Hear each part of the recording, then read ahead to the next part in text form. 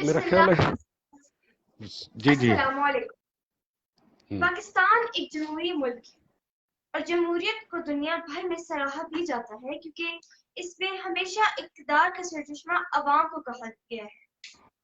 جمہوریت انصاف کا تقاضا کرتی ہے اور انصاف قانون کی حکمرانی سے ملتا ہے۔ جمہوریت میں قانون ساز ادارے بناتے ہیں اور قانون کی آنکھ شہریوں کے سیاسی، معاشی اور سماجی تقاضے دیکھتی ہے۔ اس عمل کو مزید سمجھنے کے لیے میرے ساتھ موجود ہیں سر ملک سراج صاحب۔ السلام علیکم سر، کیسے ہیں آپ؟ جی اللہ کا کرم۔ وعلیکم السلام جی، آپ کیسی ہیں جی؟ آپ ٹھیک ہیں؟ الحمدللہ۔ جی میں ناظرین کو بتا دوں کہ میں سر سراج کے مختلف آرٹیکلز اور کالمز پڑھتی ہوں اور ان کالم کو پڑھنے کے بعد میں ان سے سوال جواب کرتی ہوں۔ تو میں نے سر سے ریکویسٹ کی کہ کیوں نہ سوال جواب کا یہ سلسلہ لائیو سیشن کے تھرو ہو، تو سر نے مجھے آنر کیا، اس کے لیے میں آپ کا بہت بہت شکریہ ادا کرتی ہوں۔ نہیں، آپ کی مہربانی ہے۔ آپ اگر کچھ سیکھنا چاہ رہے ہیں، کچھ سوال کرنا چاہ رہے ہیں تو میرے لیے بڑی بات ہے کہ آج کے دور میں لوگ کہاں سننا اور سیکھنا چاہتے ہیں۔ جو میرے بس میں جی ہوگا کوشش کروں گا کہ آپ کو ضرور بتاؤں گا جی۔ Thank you sir. سر سب سے پہلے تو آپ ہمیں اپنی کتاب کے بارے میں بتائیے جو کہ غازی یونیورسٹی کے لیے تجویز ہوئی ہے۔ ہاں جی، ایکچولی میری بنیادی طور پر دو کتابیں ہیں۔ ایک تو تھی میری جو میرے جنگ کے آرٹیکل تھے مختلف اوقات میں لکھے ہوئے، اور خاص طور پر وہ میں نے کلچر کے اوپر کام کیا تھا۔ اس پہ میری پہلی بک آئی تھی میرا وسیب، اور اس کے بعد پھر میں نے اپنی میری سیکنڈ جو پبلیکیشن تھی وہ تھی ڈیرہ غازی خان کی سیاسی تاریخ۔ اس میں یہ تھا کہ 1897 1897 سے لے کر 2018 تک جتنا پولیٹیکل ڈیٹا تھا ڈسٹرکٹ ڈیرہ غازی خان کے حوالے سے، وہ ہم نے کوشش کی کہ اس کو کمپائل کیا۔ اس کے اندر اس میں سیاسی شخصیات کا تعارف تھا، برٹش ایرا کے دور کے جو ہمارے پاس افسران، اور پھر جس طریقے سے ہمارا ڈسٹرکٹ ہوتا تھا ڈیرہ غازی خان 1897 سے، اس وقت سے لے کر پھر ہم چلتے آئے، پھر پاکستان 1947 اور پھر 2018 تک جتنی نوٹیبل پولیٹیکل پرسنالٹیز تھیں، جتنے الیکشن تھے، اور جو انتظامی ڈھانچہ تھا، اس کے حوالے سے ہم نے وہ ڈیٹا کمپائل کیا تھا۔ تو اس بک کو جو ہمارے غازی یونیورسٹی ہے، یہاں پر ایم اے ہسٹری کے اندر ایک سبجیکٹ ہے regional history Dera Ghazi Khan and Multan. تو اس کے لیے اس کتاب کو نا جو وی سی ہیں انہوں نے اس کو as a reference book declare کیا ہے۔ تو میرے لیے بڑی آنر کی بات تھی کہ میری بک جو ہے نا وہ میرے اپنی ہی جو یونیورسٹی تھی یہاں پر اس کو as a reference book declare کیا گیا جی۔ جی بالکل آنر کی بات ہے یہ تو۔ میں آپ کی کتاب پر آپ کو مبارکباد دیتی ہوں اور امید کرتی ہوں کہ یہ پڑھنے والوں کو وہ فائدہ دے گی جس کو آپ نے سوچ کے اس کتاب کو لکھا ہے۔ جی بالکل ایسے ہے جی۔ اور یہ ویسے بھی ہمارے پاس ڈی جی خان میں آپ کا شاید پتہ نہیں تعارف ہے یا نہیں ہے، ہمارے پاس یہاں پر اس طرح کا کام بہت کم ہوا تھا، لیکن اب میں بڑا فخر ہوتا ہے جب میں غازی یونیورسٹی کو دیکھتا ہوں یا دیگر یونیورسٹیوں کے جو ہمارے اسٹوڈنٹس پڑھ رہے ہیں، اب ہمارے یہاں کافی کام ہونا شروع ہو گیا ہے۔ تو میں ہوپ کر رہا ہوں کہ اگلے کچھ سالوں میں وہ کتابیں، جس طرح ہم بڑے شہروں میں جاتے ہیں لاہور، اسلام آباد یا دیگر، وہاں پر آپ کو ان کے شہروں سے متعلق جو کتابیں ملتی ہیں تو ڈیرہ غازی خان سے متعلق بہت کم ہوتا تھا۔ تو اب ماشاءاللہ اس پہ کافی کام ہو رہا ہے اور کافی اسٹوڈنٹس اس کے اوپر کر رہے ہیں۔ ہوپ فلی اس کے اوپر آگے ہمیں بڑی اچھی کتابیں دیکھنے کو ملیں گی جی انشاءاللہ۔ تو سر میں نے آپ ہی کی کچھ تحریروں سے کچھ سوالات لیے ہیں، تو کیا شروع جی کریں سر؟ جی بالکل شروع کریں جی۔ سر آپ نے لکھا ہے کہ جمہوری ملکوں میں محض جمہوریت ہی پروان نہیں چڑھتی، اس کے ساتھ ساتھ معاشرہ بھی فکری طور پر ترقی کر رہا ہوتا ہے۔ ہم بھی جمہوری ملک ہیں، تو آپ کے خیال میں بطور قوم ہم فکری ارتقاء کی کس درجے پر فائز ہیں؟ دیکھیں جی، درجے کا فیصلہ تو میں اس کو ایز سچ کیٹیگرائز نہیں کر سکتا، اس کی گریڈنگ نہیں کر سکتا، لیکن ایک چیز طے ہے کہ آپ من جملہ جو ہماری پاکستانی نیشن ہے اس کو تھوڑا سا آپ دیکھ لیں۔ مقصد ہے ہمارے یہاں مکالمہ ہوتا ہے، کیا ہم اختلاف رائے کو برداشت کرتے ہیں؟ کیا ہم کسی اور کا موقف سننے کے لیے تیار ہوتے ہیں؟ کیا ہم کسی بات کو دلیل سے منوانے کے لیے تیار ہوتے ہیں؟ تو اگر ہم اپنے ارد گرد کا یا اپنا ایک عمومی رویہ دیکھ لیں تو ہمارے ہاں یہ چیزیں میرا خیال ہے بہت کم ہے، ناپید ہیں. ہمیں شاید تربیت ہی نہیں دی گئی کہ اختلاف رائے یا کسی چیز کو سن کے یا اپنے نقطہ نظر سے اختلاف کر کے جو مخالف نقطہ نظر ہے ہماری ذات ہماری سوچ سے، کہ اس کو ہم سنیں اور سننے کے بعد ہم اگر اس کے اندر کوئی اچھی چیز ہے تو ہم رجوع کریں اپنی اس رائے سے جو ہم نے قائم کی ہوئی ہے. تو ہمیں یہ تربیت نہیں دی گی، نہ ہماری یہ تربیت کا حصہ ہے، نہ ہماری تعلیم کا حصہ ہے، نہ ہماری اس سوسائٹی میں جس میں ہم رہتے ہیں وہاں پر یہ چیز موجود ہے. تو اس لیے مجھے نہیں لگتا کہ کچھ اب سوشل میڈیا پہ جب سے آیا ہے تو مزید جو تھوڑی بہت امید تھی وہ بھی ختم ہو گئی کہ ہم یہاں پر کسی کو سننے کے لیے روادار نہیں ہے، کسی چیز میں اصلاح کرنے کے لیے تیار نہیں ہے. مجھے یہ لگتا ہے کہ میں اگر کسی اور کو کوٹ نہ کروں، فرض کیا میں یہ کہہ رہا ہوں کہ جی میں سوشل میڈیا پہ جو لکھ رہا ہوں وہی حرف آخر ہے، اور اس پہ میں کسی طریقے سے اس کے اوپر ڈیبیٹ کرنے کے لیے، اس کو ڈسکس کرنے کے لیے تیار نہیں ہوں، تو پھر مجھے بتائیں کہاں بہتری ہو سکتی ہے. جی تو ہم میرا خیال ہے بڑی بڑی دیر لگے گی، بہت وقت لگے گا. تعلیم کا لیول اس لیول اس کا دائرہ وسیع ہونا چاہیے. سوسائٹی میں لوگوں کے جو رویے ہیں ان کی بہتری کے اوپر خاص توجہ دی جانی چاہیے، تب جا کر ہم لوگ مکالمے کا آغاز ہمارا ہو سکے گا، ہم کسی مخالف نقطہ نظر کو سننے کا حوصلہ پیدا کر سکیں گے اپنے اندر.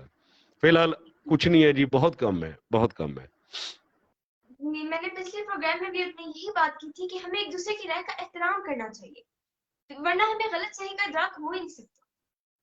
جی جی بالکل ایسے ہے. دیکھیں پہلی بات پتہ کیا ہے، آپ ایک چیز ذہن میں رکھ لیں کہ آپ اگر کسی چیز کے اوپر اپنی رائے دینے جا رہے ہیں تو کیا آپ صاحب الرائے ہیں؟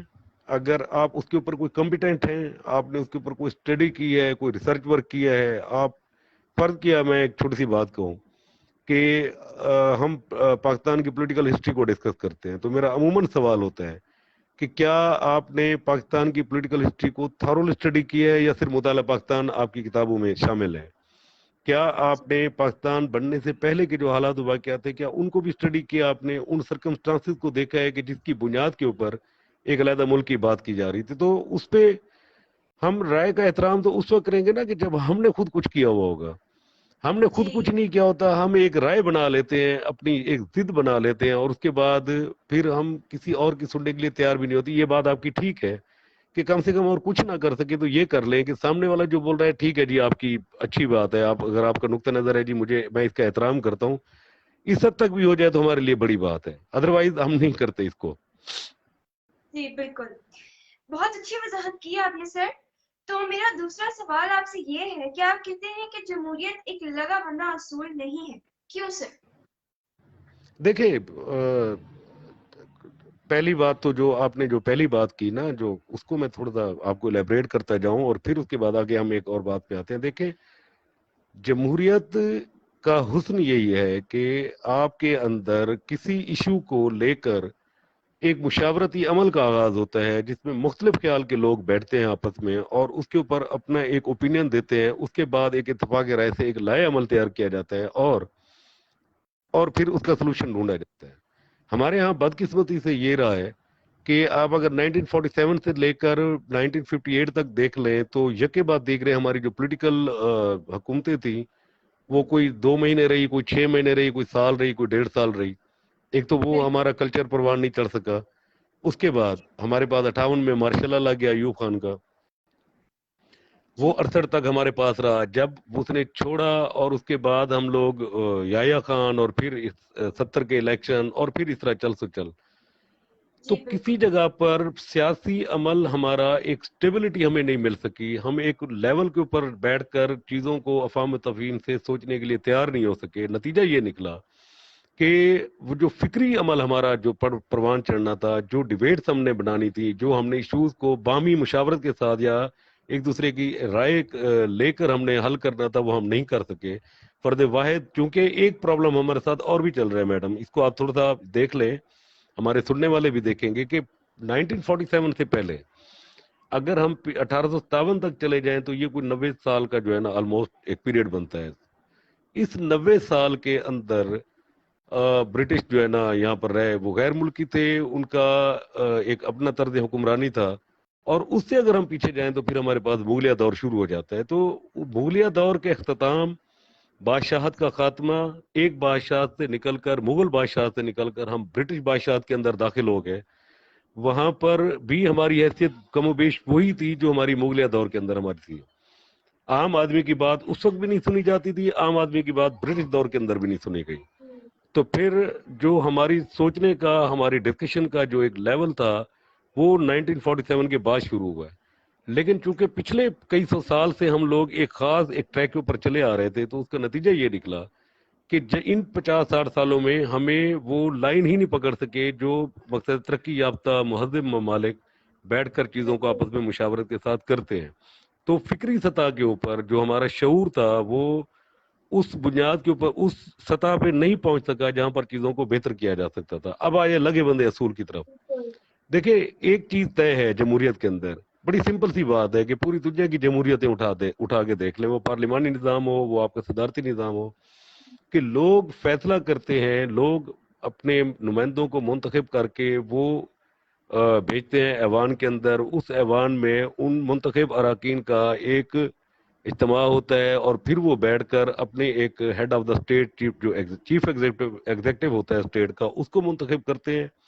اور اس کے بعد پھر اس ایوان کے اندر مختلف مسائل کو ڈسکس کیا جاتا ہے. یہ تو ہر جگہ ایک ہی ہے. یہ تو مقصد ہے ایک جینون سی بات ہو گئی کہ جہاں پہ جمہوریت ہوگی، جہاں پہ جمہوریت اور خاص طور پر پارلیمانی نظام جمہوریت ہوگا، تو وہاں پر یہی طریقہ کار ہوگا سب کا، چاہے وہ ہم ہوں، ہمارے ساتھ ہمسایہ ممالک ہوں یا دیگر ہوں.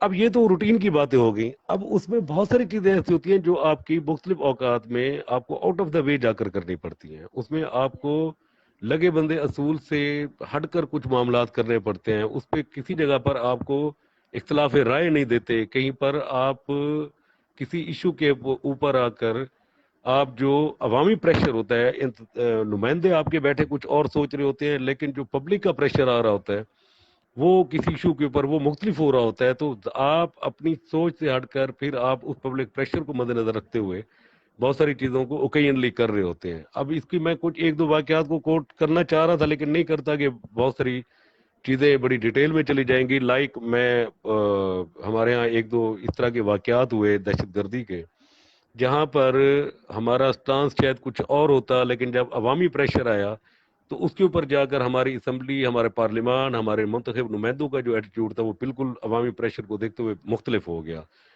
تو روایت سے، روٹین سے ہٹ کر بہت ساری چیزیں آپ کو اس کے اندر کرنی پڑتی ہیں سرکمسٹانسز کے حساب سے، اپنے حالات و واقعات کے حساب سے. تو یہ اس تناظر میں ایک بات تھی جو میں کر رہا تھا. جی بالکل. اور اب دیکھیں انسٹیبلٹی اتنی زیادہ ہے کہ پاس میں کوئی وزیر اعظم اپنا ٹینیور پورا نہیں کر سکا. دیکھیں اس پہ میں آپ کو ایک چیز بتاؤں آج آپ کو. جی ایک چیز آپ کے سمجھنے کے لیے ہے، وزیر اعظم کو اگر مدت پوری کرنی ہوتی تو ہمارے آئین کے اندر عدم اعتماد کی جو شک ہے وہ کیوں ہوتی؟ سوال ہے میرا.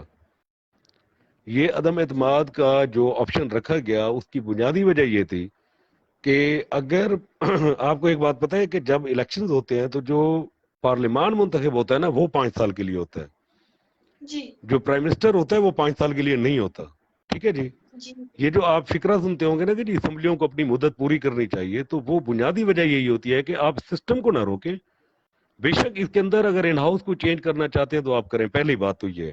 دوسری بات اس پہ کہ پرائم منسٹر کوئی مدت پوری نہیں کر سکا، بلا شبہ یہ بری بات ہے، اس کو ہم اپریشیٹ کسی جگہ پر بھی نہیں کر سکتے. لیکن اگر ایک سوال ہے اس دوران ضمن کہ اگر کوئی پرائم منسٹر اچھا پرفارم نہیں کر رہا اور لوگ اس سے مطمئن نہیں ہیں اور اس پارلیمان کے اندر بیٹھے ہوئے لوگ مطمئن نہیں ہیں تو اس کو کیا کرنا چاہیے؟ تو ان کے پاس ایک ہی آپشن ہے کہ اس کو چینج کر دیں. ایک تو طریقہ یہ ہے. دوسرا ہمارے ہاں کیا ہوتا ہے، ہمارے ہاں بہت سارے جو پرائم منسٹر تھے وہ عدالتی فیصلوں کے ذریعے بھی نااہل ہوئے. وہ عدم اعتماد کے ذریعے جو ہے نا ایک ڈسٹیبلٹی ہوئی ہماری، گو کہ عدم اعتماد ہماری یہاں پر ناکام ہوتی رہی. لیکن گریسفل طریقہ تھا کہ پھر وہ کوئی ٹائم ایسا آیا کہ کچھ چھوڑ کے چلا گیا اس کو. کہیں پر مارشل آ گیا، جو پرائم منسٹر تھا وہ اپنی مدت پوری نہیں کر سکا. لیکن ایک اچھی چیز اس سارے برے عمل کے دوران ایک اچھی چیز وہ یہ ہے کہ آپ کا 2013 سے 2008 سے 2013 تک کا سیشن 5 سال اسمبلی نے پورے کیے، 13 سے 18 تک اسمبلی نے پورے کیے. اور میں ہوپ فل ہوں کہ یہ جو اسمبلی کا یہ جو سیشن چل رہا ہے یہ بھی اپنا 2023 تک اپنا ٹینیور پورا کرے گا. اسمبلیوں کو مدت پوری کرنے دیں, گریجولی پروسیس ہے, آہستہ آہستہ سیکھیں گے, آہستہ آہستہ لرننگ کریں گے. ہمیں عرصہ ہی کتنا ہوا ہے, اس 75 سال کے پیریڈ کے اندر ہمارے پاس 30 سال تو مارشل لا رہا ہے, فوجی حکومتیں رہی ہیں. اچھا, جو ہمارے پاس باقی 45 سال ہیں, ان 45 سال کو اگر اٹھا کر آپ تقسیم کر لیں اور دیکھ لیں کہ کس طریقے سے حکومتیں دی گئی اور کس طریقے سے حکومتوں سے پرفارم کرنے کا ان کو موقع نہیں مل سکا, تو یہ بھی غنیمت ہے کہ یہ ہم یہ ذہن بنا چکے ہیں جی ہماری جو اسمبلی ہیں وہ اپنی مدت پوری کریں گی. تو اس کے اندر دونوں پلس مائنس چل رہے ہیں کہ پرائم منسٹر نے مدت پوری نہیں کی, بری بات ہے, کرنی چاہیے. اور دوسرا آپشن یہ ہے کہ اگر کوئی پرائم منسٹر اچھا پرفارم نہیں کر رہا تو اس کے لیے بھی آپ کے پاس ایک آپشن موجود ہے اسمبلی کے آئین کے اندر. جی بالکل. میرا تیسرا سوال سیاسی پارٹیوں کے طرز عمل سے متعلق ہے. سیاسی جماعتیں بھی مسلسل اپنی غلطیوں سے سبق سیکھتے ہوئے بہتر سے بہتر پرفارم کرنے کی کوشش کرتی ہیں, مگر ہمارے یہاں جماعتیں بدل لی جاتی ہیں, تو اس کا کیا حل ہے؟ دیکھیں, جو بڑی آئیڈیل سچویشن وہ میں نے جو فکرہ لکھا تھا نا اس میں وہ یہ تھا کہ میں ایک آئیڈیل سچویشن کے اندر, ایک جمہوری کلچر کے اندر جو سیاسی پارٹیاں ہوتی ہیں بنیادی طور پر وہ اپنے منشور کے ساتھ لوگوں کے اندر ان ہوتی ہیں, وہ لوگوں کے مسائل کو ایڈریس کر رہی ہوتی ہیں, انہوں نے اپنے اپنے مینیفیسٹو بنائے ہوتے ہیں اور اس کے تحت وہ جا کر لوگوں کو کنونس کر رہے ہوتے ہیں کہ جی ہم آپ کے ان مسائل کو ایڈریس کریں گے اور اس پہ آ کر جو ہے نا آپ ہماری مہربانی کریں, آپ ہمیں سپورٹ کریں, آپ ہماری ہیلپ کریں. اور جیسے جیسے ان کو چانس ملتا ہے کہیں پر پرفارم کرنے کا, وہ بہتر پرفارم کرتی ہیں تو ان کا حجم جو ہے نا وہ بڑھتا جاتا ہے.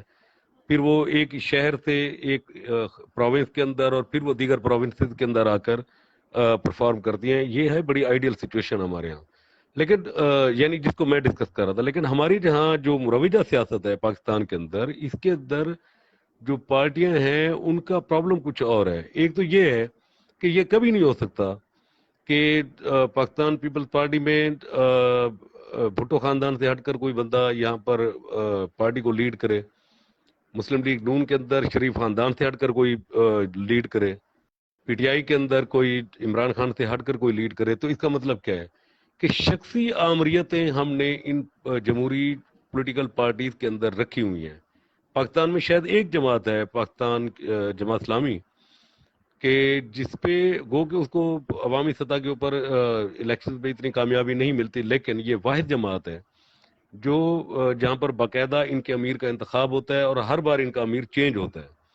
تو ہم شخصی آمریتوں کے تحت یہ پولیٹیکل پارٹیز چلا رہے ہیں, یہ گروپس ہیں, اور اس میں وہ جو ایک آئیڈیل سچویشن ہے ہماری پولیٹیکل پارٹیز کے والے سے, وہ اس کے اوپر اپلائی نہیں ہوتا وہ فارمولا اس جگہ کے اوپر. لیکن یہ گرو کرتی ہیں, ان کی سوچ کے ساتھ لوگ منسلک ہوتے ہیں, ان کے مینیفیسٹو کے ساتھ لوگ متفق ہوتے ہیں, چاہے وہ پی ایم ایل این ہو, پی ٹی آئی ہو, پیپل پارٹی ہو, یا اس طرح کی اور یہ مختلف پروونسز کے اندر الیکشن لڑ رہی ہوتی ہیں. تو لوگوں کو یہ ایڈجسٹ کر گئی ہیں, لوگ اس طرف نہیں آ سکے کہ جہاں پر وہ مینیفیسٹو کی بنیاد. دیکھیں, میں آج آپ کو ایک بات بتاؤں, ایک اس کو مزید میں آسان کر دیتا ہوں آپ کو سمجھنے کے لیے, کہ امریکن پریزیڈنشل الیکشن آپ نے دیکھے ہوں گے, اس میں کانگریس اور ریپبلکن پریزیڈنٹ جو ہیں وہ ایک ان کے درمیان مناظرہ ہوتا ہے. وہ اپنے اپنے مینیفیسٹو کو لائیو نشریات کے اندر لوگوں کے سامنے ڈسکس کرتے ہیں, پھر ان سے سوال جواب کے سیشن ہوتے ہیں. فرض کیا جی ہمارے ہاں ایک پرائم منسٹر کہتا ہے جی میں آپ کو 50 لاکھ گھر بنا کر دوں گا, میں آپ کو 1 کروڑ نوکریاں دوں گا, میں جی آپ کے لیے فلان چیز کر دوں گا. ہم نے کبھی یہ ڈیبیٹ نہیں کی کہ جی آپ کے پاس کیا وسائل ہوں گے, آپ کن وسائل کی بنیاد کے اوپر کھڑے ہو کر یہ دعویٰ کر رہے ہیں کہ جی میں یہ چیزیں آپ کو دوں گا. یہ میں اس لیے آپ کو یہ دی کہ ریسنٹلی یہ ڈسکشن چل رہی ہے 50 لاکھ گھر 1 کروڑ نوکریوں والی, تاکہ آپ کو سمجھنے میں آسانی ہو. وہاں پر امریکہ میں اگر آپ دیکھیں تو جو اپنی ڈیبیٹ کے اندر لوز رکھتا ہے اپنی بات کو اور اس میں وہ اس کو جسٹیفائی نہیں کر سکتا, پبلک اوپینین اس کے خلاف چلی جاتی ہے. ہمارے ہاں یہ فارمیٹ ہی نہیں بن سکا کبھی کہ ہم اپنے لیڈران سے یہ پوچھیں کہ آپ یہ جو کھڑے ہوئے دعوے ہم سے کر رہے ہیں, کیا ان دعووں کو پورا کرنے کے لیے آپ کے پاس وہ وسائل موجود ہیں جس کی بنیاد کے اوپر آپ لوگوں کے مسائل یہ حل کریں گے. لہٰذا ہم نے پوچھا کبھی نہیں, جو آتا ہے جیسی تقریر کر کے چلا جاتا ہے, ہم اس کے پیچھے زندہ باد اور مردہ باد کے نعرے لگاتے ہیں اور پھر اس کے پیچھے ایک ہجوم کی صورت میں چل پڑتے ہیں. تو یہ ہمارے ہاں ایک پرابلم ہے. جی بالکل درست جی فرمایا آپ نے. اب کچھ بات ہو جائے میثاق جمہوریت پر. 73 جی کے آئین کے بعد میثاق جمہوریت ایک ایسی دستاویز ہے جو ہماری جمہوری سوچ اور پختہ فکری اور شعوری ترقی کی عکاسی کرتی ہے. جی اس پہ اس کی بڑی آسان جی کریں بات کریں. میثاق جمہوریت کی وضاحت کیجیے گا پلیز. دیکھیں ایک چیز، اگر آپ نے 90s کا ایرا دیکھا ہوا ہے، 88 میں محترمہ بے نظیر بھٹو کی گورنمنٹ فارمیٹ ہوئی، وہ 18 ماہ چل سکی. 1990 میں دوبارہ الیکشن ہوئے، پی ایم ایل این مسلم لیگ جو ہے نا اس وقت آئی جی آئی وہ اقتدار میں آئی. پھر 93 میں وہ گورنمنٹ ختم ہوئی، پھر پاکستان پیپل پارٹی کی گورنمنٹ آ گئی، پھر وہ 96 میں ختم ہوئی. پھر 97 کے الیکشن تھے، اس میں پی ایم ایل این کی حکومت آ گئی. تو یہ جو 10 سال تھے نا ہمارے، یہ ہماری پولیٹیکل ہسٹری کے یہ 10 سال مقصد ہے اس کو کبھی اچھا نہیں کہا جاتا. دو پولیٹیکل پارٹیز، دونوں مین سٹریم پولیٹیکل پارٹیز جو پاکستان کے اندر چاروں صوبوں کے اندر کام کر رہی تھی، اور بار بار انہیں کوئی چانس مل رہا تھا، اور پھر یہ ایک دوسرے کو چلنے بھی نہیں دے رہی تھی. تو یہ ایک روایتی اس سوچ کے اوپر مبنی بات تھی کہ جی اگر میں نہیں تو آپ بھی نہیں، میں نہ کھیڈاں گے نہ کھیڈن دیاں گے. یہ اتنا برا ٹائم تھا کہ اس کے اندر جو ترقی ہونی چاہیے تھی وہ ممکنہ ترقی ہم سے نہیں ہو سکی. جو جی پبلک یا عوام کے جو ایشوز کو ایڈریس کرنا چاہیے تھا وہ نہیں ہو سکا. ہم لوگ باہمی خانہ جنگی کے درمیان، سیاسی خانہ جنگی جس کو کہہ لیں، کہ اس کے اندر مشغول رہے.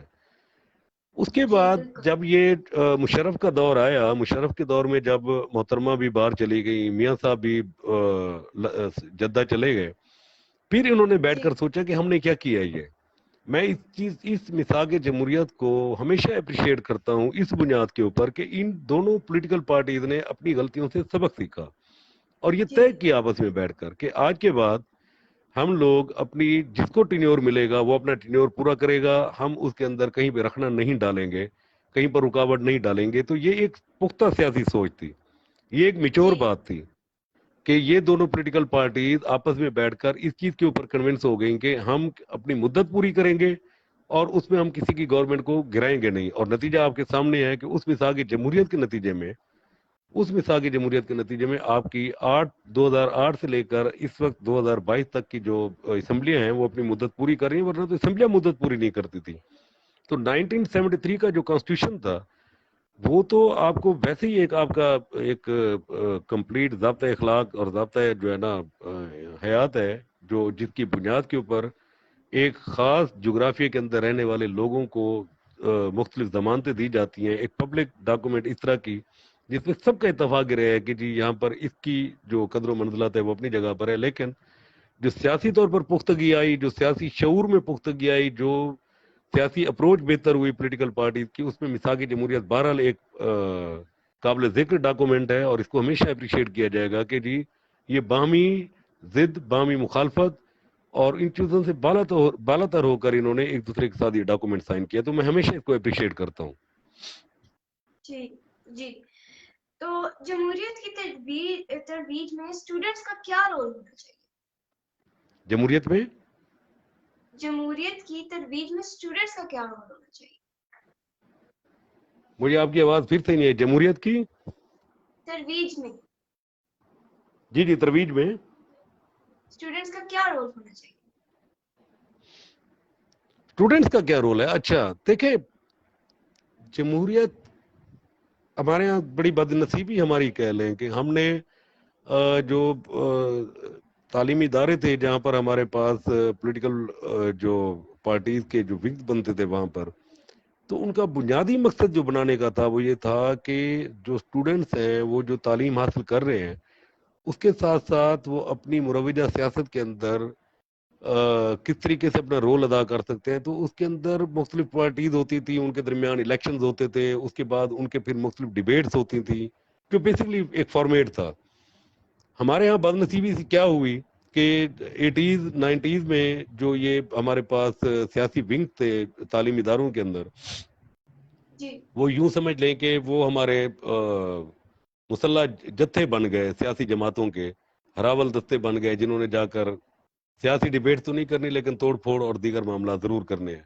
تو وہ جی عمل ہمارا وہاں پر رک گیا جہاں پر ہم نے اسٹوڈنٹس کی جو ہے نا ذہنی طور پر ان کی آبیاری کرنی تھی، ان کو ڈیبیٹس کے لیے تیار کرنا تھا، ان کو ریسرچ کے لیے تیار کرنا تھا، ان کو ادراک ہونا تھا اس بات کا کہ ہمارے مسائل کیا ہیں اور ان کے حل کے لیے ہم نے کیا کرنا ہے. اب بھی جی स्टूडेंट आपका जो यूथ है, जो नौजवान नस्ल है और जो स्टूडेंट है, इसका बड़ा अहम किरदार है। अब भी हमें वो कल्चर इनको देना पड़ेगा, बजाय इसके कि वो अपना कथार से सोशल मीडिया पर बैठ कर करें, बजाय इसके कि वो किसी दलील को मानने के लिए तैयार ना हो, बजाय इसके कि हालात इस कदर बिगड़ जाएं कि उनको ये लगे कि मैं जो बात कर रहा हूँ वो किसी असूल ज़ाब्ते से हटकर बस मैंने कह दिया तो इसको पूरा करना है। तो ये जो गलत रवैये यहाँ पर पनप रहे हैं, इनका नुकसान आगे हमें कहीं ना कहीं जाकर होना है, अब भी हो रहा है, आगे मजीद होगा। स्टूडेंट्स का इसके क्या रोल है, वो ये है कि हमें वो जो सियासी जो उनके एक्टिविटीज थी उनकी इजाज़त हमें इनको देनी चाहिए। इनके दरमियान मुख्तलिफ ख्याल के जो तलबा यूनियंस हैं उनके दरमियान डिबेट्स होनी चाहिए, फिक्री सतह के ऊपर मुबैसे होने चाहिए, इल्मी सतह के ऊपर मुबैसे होने चाहिए। उनको जमहूरियत की जो डोक पला के उसको जहां जहां खामियां उनको नजर हैं वो उनको डिस्कस करें, तो आगे जाकर पाकिस्तान के या हमारे मुल्क के जो मामला है वो कितने संभालने हैं। आज के बाद 20 साल बाद यही नौजवान है ना जो आज खड़ा हुआ तालीम हासिल कर रहा है, तो जाहिर है फ्यूचर इन लोगों के हाथ में आना है। और जरूरी है कि इन स्टूडेंट्स को मौका दिया जाए कि बेहतर अंदाज में कि भी वो आकर अपनी डिस्कशन करें, अपने मामलात को डिस्कस करें और फिर फ्यूचर में आए तो उसको प्रैक्टिकली उसके ऊपर परफॉर्म करें। तो इनका बहुत बड़ा किरदार है, बहुत अहम किरदार है, और इससे आप इनकार नहीं कर सकते। जी बिल्कुल दुरुस्त फरमाया आपने। मेरे प्रोग्राम का दूसरा और आखिरी सेगमेंट है पंजाबी पोइट्री के बारे में, जिसमें मैं पंजाबी पोइट्री सीखूंगी, लेकिन मुझे अभी आती नहीं है, मैं सीख रही हूँ। तो सर मुझसे कोई भी गलती हो नहीं, मैं इस पे कथा कलामी माफ, पंजाबी मुझे भी नहीं आती ज्यादा समझने में, लेकिन चूंकि पंजाबी बहुत अच्छा, क्योंकि मैं बेसिकली मदर टंग मेरी सराइकी है, हम लोग उर्दू में ही करते हैं। आप जरूर सुनाएं, लेकिन मैं चाहता हूं कि मैं इफ्तिखार आरिफ साहब का एक गजल है वो जी जी श्योर मैं सर।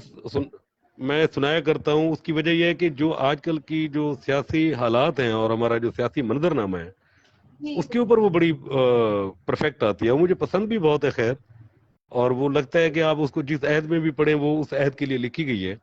तो आप जी पढ़ लें अगर पहले, तो उसके बाद फिर मैं आपको इफ्तिखार आरिफ साहब की एक गजल भी सुना दूं। चले नो सर प्लीज। जी, आपकी इजाजत से इफ्तिखार आरिफ साहब का गजल है जी के बिखर जाएंगे हम क्या जब तमाशा खत्म होगा, बिखर जाएंगे हम क्या जब तमाशा खत्म होगा, वाह मेरे वाह। माबूद मेरे माबूद आखिर कब तमाशा खत्म होगा, वाह चरागे सर वाह। हुजरे दरवेश की बुझती हुई लौ, चरागे हुजरे दरवेश की बुझती हुई लौ, हवा से कह गई है अब तमाशा खत्म होगा। वाह सर। ये ये सब कठपुतलियां, ये सब बहुत कठपुतलियां रक्सा रहेंगी रात की रात, ये सब कठपुतलियां रक्सा रहेंगी रात की रात, शहर से पहले पहले सब तमाशा खत्म होगा। और बड़ा हस्बेहाल शेर है कि जी कहानी आप उलझी है कि उलझाई गई है, वाह कहानी सर। आप उलझी है कि उलझाई गई है, ये उकदा तब खुलेगा जब तमाशा खत्म होगा। कहानी में नए किरदार शामिल हो गए हैं, कहानी में नए किरदार शामिल हो गए हैं, खुदा जाने किस ढब ये तमाशा खत्म होगा। तमाशा आखिरी शेर जी, तमाशा करने वालों को खबर दी जा चुकी है, तमाशा करने वालों को खबर दी जा चुकी है, पर्दा कब गिरेगा कब तमाशा खत्म होगा। तो ये आजकल के हालात हाजरा पे और जो हमारा करंट पॉलिटिकल सिचुएशन चल रही है, तो मेरे ख्याल है इफ्तिखार आरिफ साहब का इससे हस्बे हाल गजल और शायरी नहीं हो सकती कोई। बहुत खूब सर वाह बहुत खूब। जी ये मैं कुछ इशार करूंगी, आप जी इसकी वजाहत कीजिएगा और इसके साथ ही हम प्रोग्राम एंड कर देंगे। जी। मगर शिकारी करे तैयारी, हम्म बार चरेंदिया हिरना। हम्म सॉरी सर, मुझे भी सही तरह पंजाबी शायरी आती नहीं है, तो थोड़ी गलतियां होंगी सर। जी। जो चढ़िया उस धनिया ओढ़क, जो जनिया हम्म उस मरना। हम्म। सदा न नहीं, बागी बुलबुल बोले, सदा न हाँ, बाग बहारा। क्या सदा बात है। न हुस्न हम्म जवानी, सदा न सोबत यारा। हम्म लोए लोए भांडा भर ले कुड़िए ये तू भांडा भरना लोए लोए भांडा भर ले कुड़िए ये तू भांडा भरना शाह भाई बिन शाह मोहम्मद घर जाती पीले डरना शाह भाई देखिए जी, बिन हाँ मोहम्मद क्या बात है, क्या बात है। चांदी ने डरना। तो हजरत मियां मोहम्मद बख्श की खूबसूरत कलाम की इसी तफहीम के साथ प्रोग्राम को खत्म करते हैं। इजाजत चाहती हूँ। अल्लाह हाफिज। बड़ी मेहरबानी जी, बहुत शफकत आपने टाइम दिया। अल्लाह करेगा कि अगर, मैं उम्मीद करता हूँ कि शायद आपको कोई बात अच्छी लगी हो, अगर इसमें भी No कोई sir, विदात की जरूरत होगी तो awesome program. Sir, ji, thank you जब so भी much for कभी, your time. Ji thank you ji, thank you so much, thank you so much. Allah Hafiz. Allah Hafiz.